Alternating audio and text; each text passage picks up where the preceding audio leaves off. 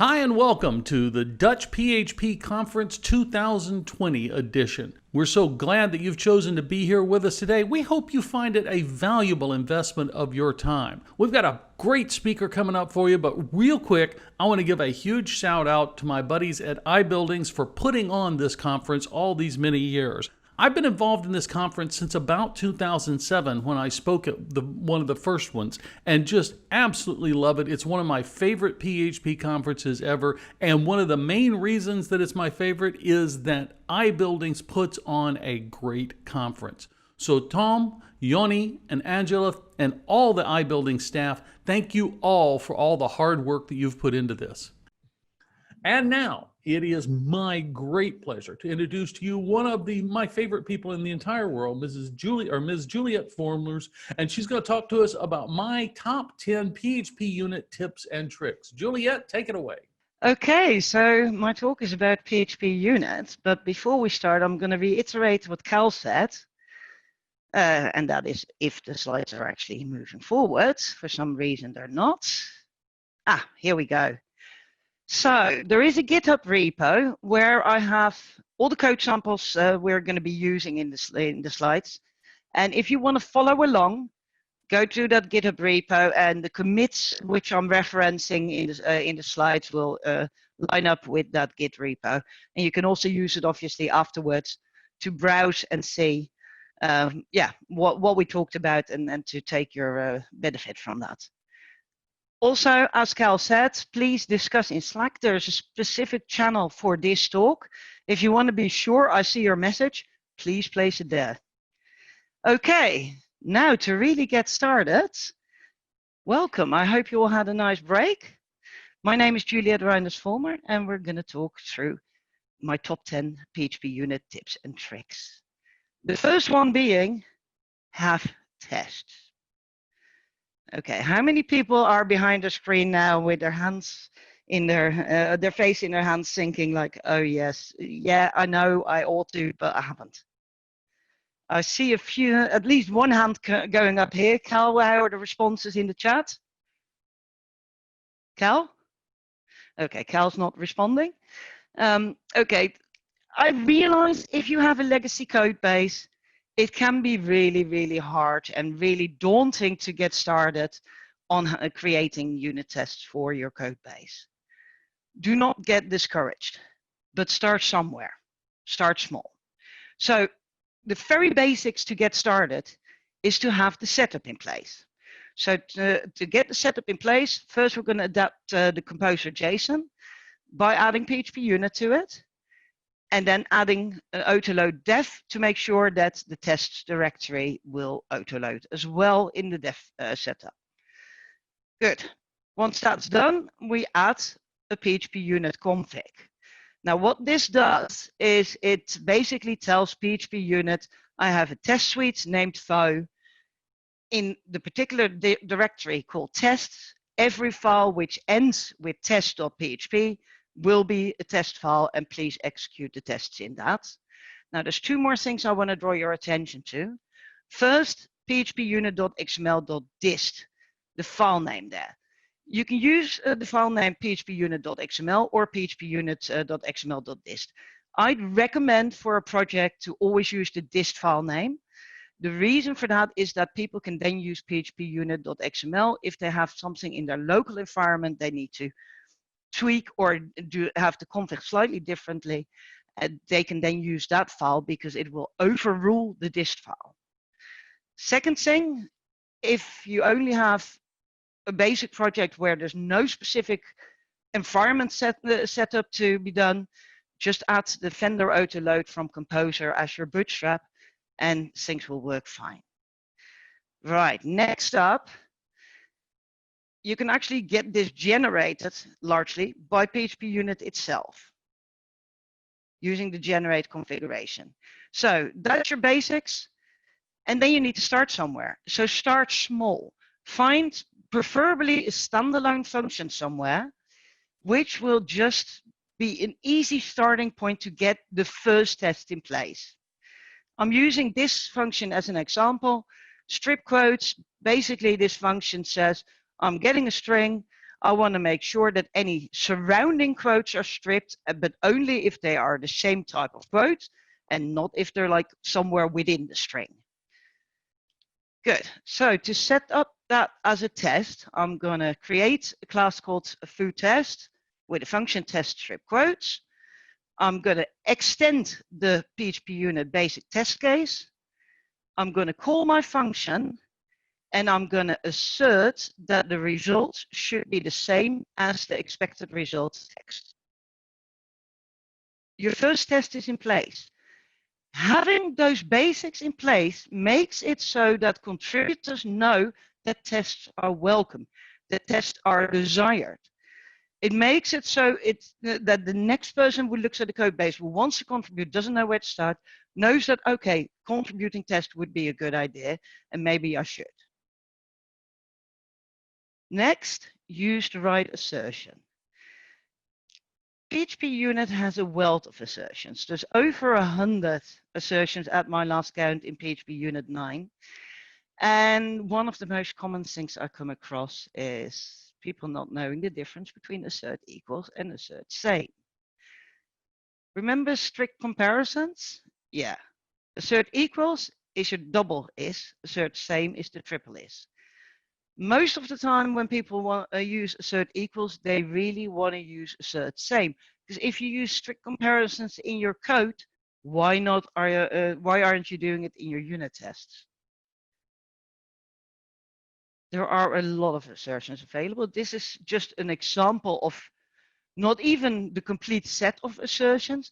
And as you may see in the slide, nearly every single assertion also has a not variant. So assert not contains only, or assert not contains, assert not empty, assert not is file. Use the right assertion. And I know getting familiar with all these assertions can be hard. So just have the manual open, have the PHPUnit manual open next to your code base when you're creating your unit test, and just check if there's a assertion available which does what you need. The reason why using the assertions from PHPUnit is important is, one, it makes your tests way more descriptive. Two, it will make your test code a lot simpler, because all the things PHPUnit can do for you, which you don't have to do within your own test code. And three, it will use the wealth of information and wealth of knowledge from all the people around the world to make those assertions better if they need to be. Right, now if we look back at that first test we wrote, let's fix that. Yeah, so that assert equals should have been an assert same, because we do want to make sure it's actually a string called text, and that we don't get, well, an integer which will evaluate to something, and you know, not type juggling and everything to do with that. If you want to know more about that, go and watch the big Y equal doesn't equal quiz. Right, next up, don't just test the happy parts. Particularly people who use test-driven development often have a tendency to focus more than anything on the happy part. Does the function do what I want it to do? Instead of also testing, but how does it handle unexpected inputs? How does it behave? How does this function behave in unexpected circumstances? You may envision that your code will only be used by you, but you have no idea of the imagination of other people. People will use your code in unexpected ways. Well, unless it's a closed source in your own company, but generally speaking, if it's open source, if the code is available to the public in any way, people will use it in unexpected manners. So don't just test the happy parts. So if I look at that example function again, let's add some more tests. Let's add first a test with some quotes within the text where the quote should not be removed, and then an unexpected input, false. And we document here that that returns an empty string. It doesn't return the original value, it returns an empty string. So your test not only tests your code, but also document the expected behavior. Now, to allow for testing the unhappy part, there's two things you need to remember. do not use strict types in your tests, and do not use parameter type declarations in your tests. Please do use them in your code, but don't use them in your test, because it will make testing the unhappy part really difficult, because the type juggling will happen in the test before the parameters will actually get to the function under test. So it just makes it impossible to test those unexpected cases and those, the unhappy part, the unexpected inputs. Limit the assertions per test. Now, you saw me adding 2 more assertions to that previous test. What would happen if one of those would fail? Okay. In this case, well, I know which one has failed because it shows me with the plus and the minus the actual expected text and what the actual result was. However, what happens if the result would be a true or false value? If you have 3 assertions and they all expect true or false, this is not helpful. You don't know which one of the 3 assertions has failed. Now, every single assertion in PHP has an extra parameter. And the parameter is called message. And if we take that the test function we had here, we can add that message parameter and just tell PHPUnit, this is the particular assertion which has failed. You may think, oh yeah, but this is extra work.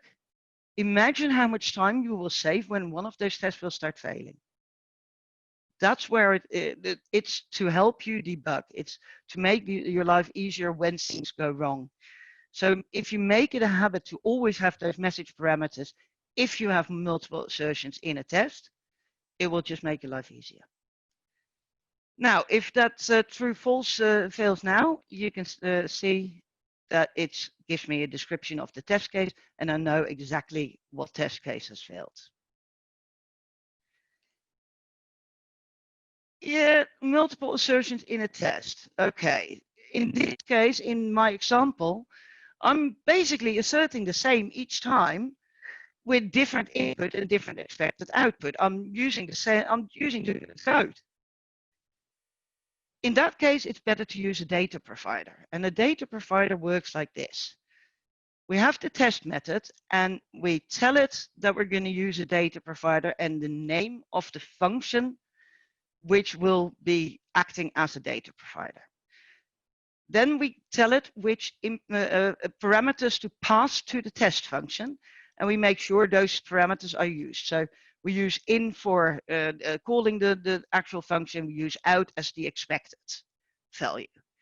In your data provider, for every single test case you want to test, you create an array. So you return an array of arrays where every subarray has those parameters you're going to pass to the function. Without a data provider, if one of those assertions we had before, those 3, would fail, the test would stop because it's failed already, and the other assertions underneath the failed assertion would just not be run whatsoever. With a data provider, all 3 will run. It will just mark the one which failed as failed, but the other test cases will still be run. So it makes your test more descriptive again and more stable. And now, okay, this one should be obvious. Don't use your own code to create test data. I know it should be obvious, but it isn't always obvious to everyone. And I'm going to recount a little anecdote with permission. I was working with a customer on getting their first unit test set up. And we discussed what we were going to do. We discussed the function we were going to use. It was a very, very simple function, which was translating fancy phone numbers, so 0800 call now, to the real phone number. So we discussed using data providers. I asked the customer, please set up some test data. Create, some inputs you want to use and some outputs. In the meantime, I was setting up the configuration. 10 minutes later, I go and check with my customer how he's doing. And yeah, What I saw him do is he copied and pasted his own code into eval, was running his own function in eval with various inputs and using the outputs from that as the expected data. The function was buggy. If I would have allowed that to continue, he would have, what the test would have achieved would have been to perpetuate the existing bugs. Instead, always use an external data source or just your own brain, which is also an external data source, to create your test data. If it's really complex, like a really complex mathematical formula, fine, use an external site which also does that calculation. Preferably use two, verify that both return the same output, and then use that for your data provider input. Do not use your own code to create test data. Name your test cases. Now, remember those test cases are created in the data provider. If I use a feature which I really, really like called test docs, I can actually see which tests are being run. In this case, the test script quotes with dataset 0, 1, 2. Now, you don't want to do this when you run a large test suite, but if you're debugging a particular test class, this is really useful because you know exactly where something is going wrong. You can see it running. But what if I had 70 test cases? Then, okay, test number 53 has failed. Okay, I have to go to the data provider and start counting to figure out which one is data set 53. That's going to cost me a lot of time. Again, there's a smart solution for that, and that's called named test cases. So in your data provider, when you have those arrays of arrays, you can use a key, and the key can describe what you're testing there. And if you do that, first of all, your tests become more descriptive. If you look back on your own test suite in 2 years' time, you will know why you added that particular test case. It makes your life easier in that sense, but also when a test fails, it will show you in a lot more descriptive way what has failed. See? Cal, how are the people responding so far? Is there any questions so far? Cal? There are no questions in the Q&A, Juliette. Okay, thank you, Joni. Moving on, explore filtering. Now, PHPUnit has an incredibly powerful filtering mechanism. And quite often, obviously in your CI, you're running your complete test suite, but when you're developing locally, you don't always want to have to run your complete test suite. If you have 5,000 tests and you're just tinkering with one test class, you just want to run those tests because all the others won't have changed. So using filtering, you can do that. And you can filter on a lot of things. You can filter on the namespace, on the class, on the method name. You can even filter on the test case number from a data provider or the name from a data provider. And if this wasn't enough, there's shortcuts to help you there as well, to make it still simpler. It will take a little getting used to, figuring out what will work and what won't work. Basically, it's being used as a regex. It's case insensitive. And as I said before, incredibly powerful, especially in the current versions of PHPUnit. It's come a long way since PHPUnit 4.5, where the filter mechanism wasn't as powerful as it is now. So if I just wanted to run a few test cases, I could filter not string input on the previous example, and it will just show me the not string input test cases. I hope you find this useful. Don't trust code coverage, but do examine it. Okay, now code coverage can be a hotly debated topic. Some people will say you have to have 100% code coverage. Some people say, I don't care about code coverage at all. I'm somewhere in the middle, but let's look at that function we used as an example. If I have one test case, this function will be 100% covered. However, the regex adds an extra layer of complexity. And even though the test coverage will say this test is, this function is 100% covered, in reality it's not. Not until I add a significant number of extra test cases. Now, using test coverage is a good idea. Do not hang yourself with it. Do not make it a hard requirement, but do examine it. Do keep track of what's going on. And okay, some lines aren't covered because they're for edge cases, and edge cases which are so rare it's even difficult to write a unit test for it. That's fine. Sometimes you might have private methods which you think, hang on, but those are implementation details, so I'm not testing those because I'm testing them via other methods. That's fine, but do something with code coverage. Do examine it. To do so, you need to tell PHPUnit how to record it. So first of all, we're gonna add a filter element to the config with a whitelist, and tell PHPUnit that all our source files are in the source directory, and that is the code which needs to be covered. Then we're also going to tell PHPUnit to log the results, and I'm giving as an example the Clover logging mechanism.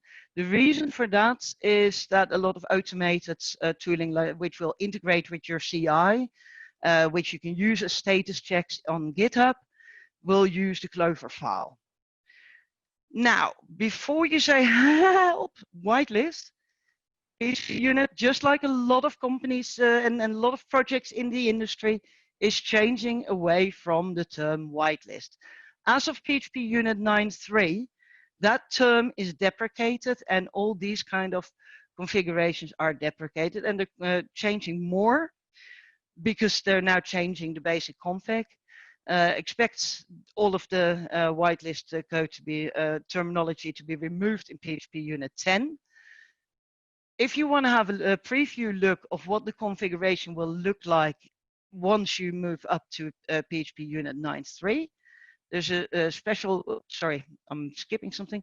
There's a special branch in the demo code repo, which you can see the commit, which would update this configuration.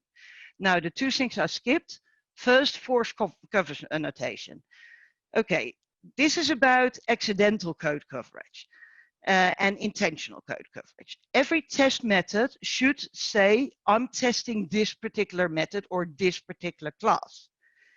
If you don't do that, then a test which doesn't have a cover stack will just record any coverage on any method it uses. So that would be accidental coverage where you're not targetedly testing a particular method. By using the force covers annotation, you make sure that every test has to have a cover stack, and code coverage will not be recorded unless there is a cover stack. For those methods which don't particularly test anything, but you still need that test, you can use covers nothing. Be strict about covers annotations. I'm a bit in doubt, in two minds about that one. That is very strict. It basically says that every single method, even the ones which you're using under the hood, including the ones possibly from dependencies, would need to be annotated in a cover stack. If you're very strict, then yeah, you can play with it, but for most projects, it's going a bit far. So know that it's there, but make up your own mind whether you want to use it. So if we go back to the test method we had before, we're going to add the cover stack, which clearly indicates which method is being covered.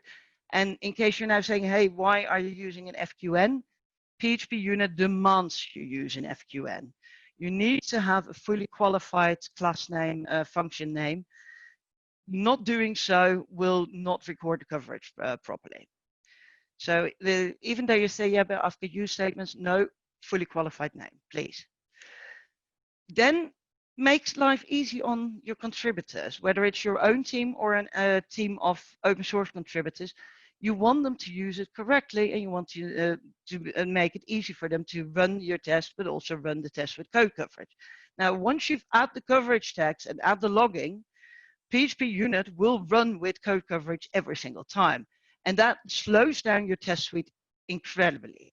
So to make it easier, add these two scripts to your composer file. Test with no code coverage as the default, and then coverage which will record code coverage. And to make life even easier, sometimes you're just testing something locally and you don't really want to wait for something to become a PR to have some idea of whether your changes are going to affect code coverage. So make it easy to run code coverage and create the result locally. If you create this script with coverage HTML, PHPUnit will generate a website which you can just open in any browser, and it will show you the code coverage for your code. I hope everyone by now has heard at least one thing which was new to them. But if not, we're not finished yet, so don't leave without saying goodbye. Sometimes you have tests which are either you're skipping them because they're conditional, like they will only run when a certain extension is available, or they will should only be run on a certain PHP version, or you might have test stubs where you're basically just got a skeleton method. We need a test here, but it's not there yet. An incomplete test. Now, for a conditional test, you can do it like this. You can just have a comparison and return before doing an assertion. That test will be marked as risky by PHPUnit because it's a test without assertion if you run it on PHP7.2. We can do better. We can actually tell PHPUnit to mark the test as skipped.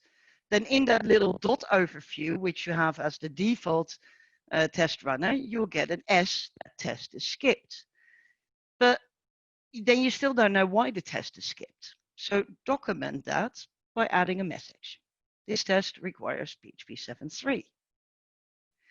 And the example code is in the test branch is a bit nonsense, but it's just to drive the point home what the different options are. In this case, if we now run the test again, we get the S for skipped, but if we run PHPUnit in verbose mode, it will also list all the skip tests, including the reason they were skipped. Now, PHPUnit has a number of built-in checks there. So for a PHP version or a PHPUnit version or an extension or a class exists or a function exists, you can actually use annotations. And it will do the same thing, and you don't even have to do the version compare yourself anymore. And again, PHPUnit will annotate that in verbose mode with why the test was skipped. Right, now in one where when I previously gave this test, I got responses on Twitter from people seeing the slide saying like, I've now made my test cross-version compatible. Sometimes when you have a project, you can determine freely what the minimum PHP version is. And you can say, okay, 7.2, 7.3, fine.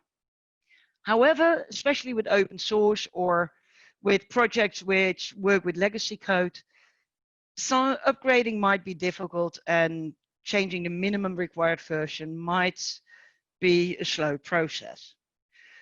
If we look at the versions of PHPUnit itself, you can see that of the currently supported versions, which are PHPUnit 8 and 9, PHP 7.2, whoops, sorry, my clicker is gone. PHP 7.2 is the minimum. And with PHP 7.2 as a minimum, yeah, if you still need to support PHP 7, that's going to be difficult.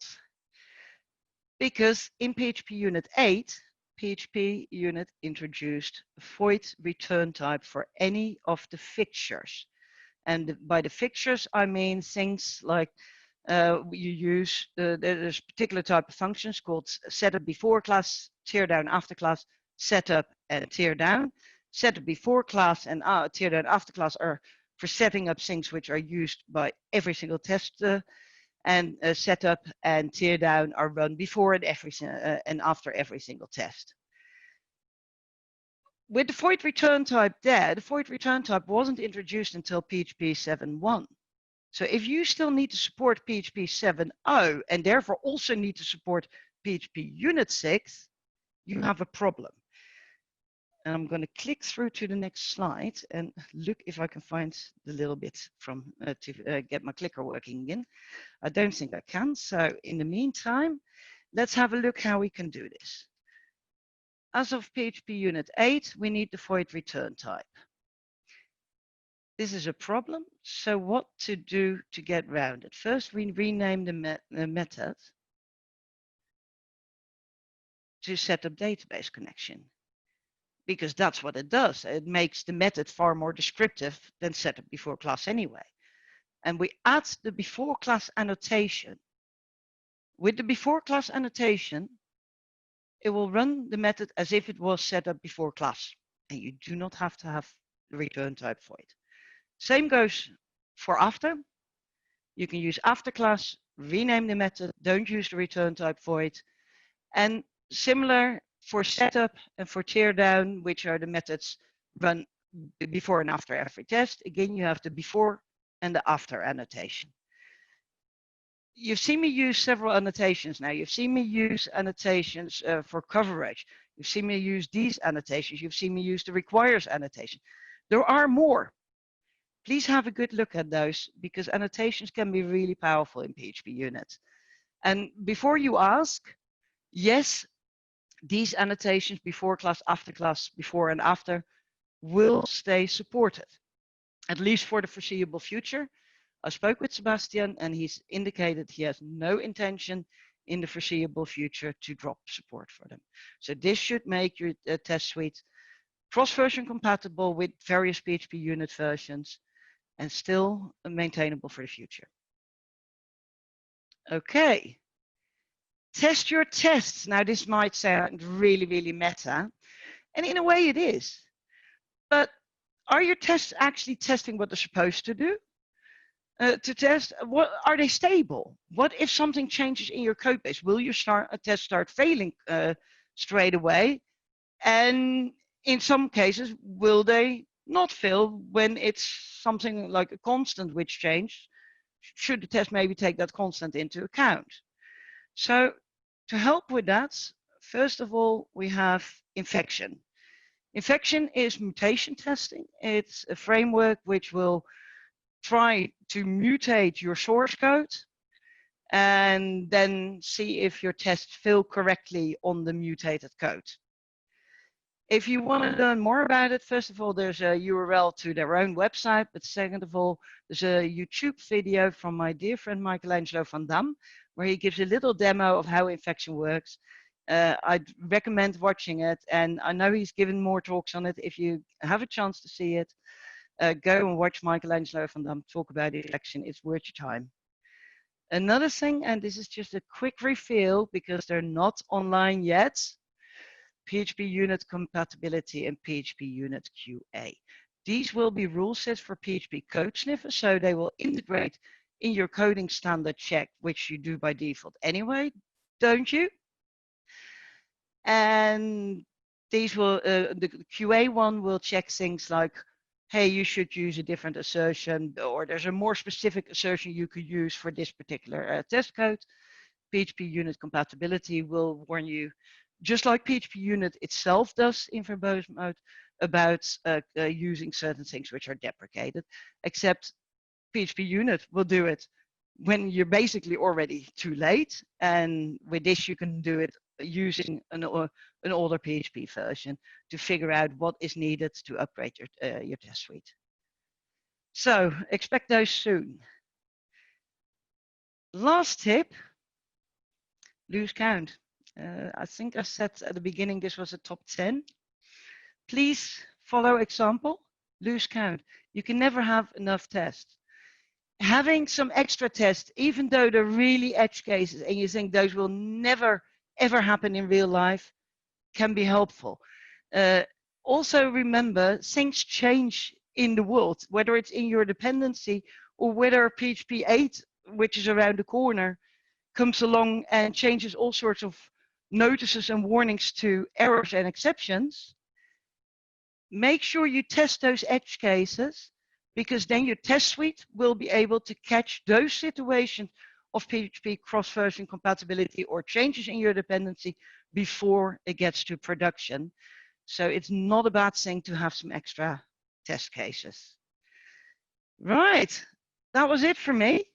I hope you enjoyed this talk. I hope you found something useful in it. Please leave feedback at Joined In. You can use the QR code on the slide to get straight to the right page. The slides will be up later this afternoon at Speaker Deck. And yeah, of course, read the docs from PHPUnit. Cal, are you there now? Yes, you're there. Can you And we have a question. Please. About the usage of code to generate test data. What is your opinion on using constants from the code on test? Come again. About the usage of code to generate test data.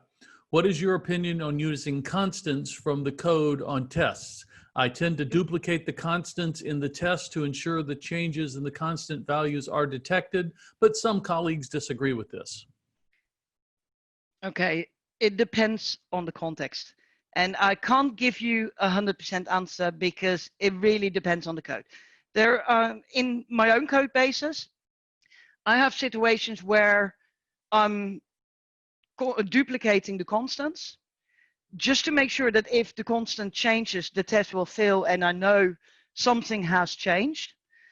There's also places where I use the actual constant from the source code, because it's a public constant in this case, in my test to make sure that the test will continue to pass even when the constant changes.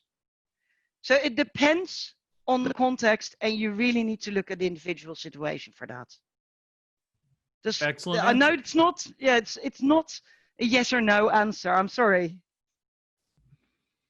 That's okay. It was an answer. So, hey, let's see. I think that's the only question we had for you.